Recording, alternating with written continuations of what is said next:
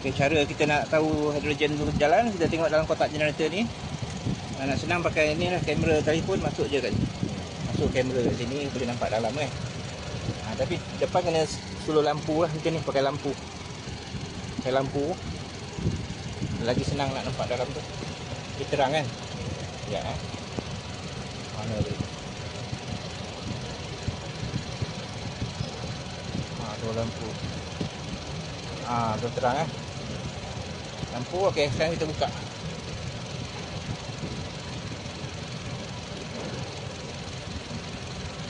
Nampak tu hidrogen dia dah. Dia start produce. Dia kalau ada jalan macam ni, maknanya dah jalan lah tu dia punya hidrogen. Dia punya current sampai. Kalau tak ada ni, kena check wiring dia. Ni mula ni, lama-lama nanti dia dah blend cantik, dia punya katalis tu lagi kuat. Cantik kan ni. Okay, orang faham Itu cara dia lah, kita nak tahu dia jalan ke tidak.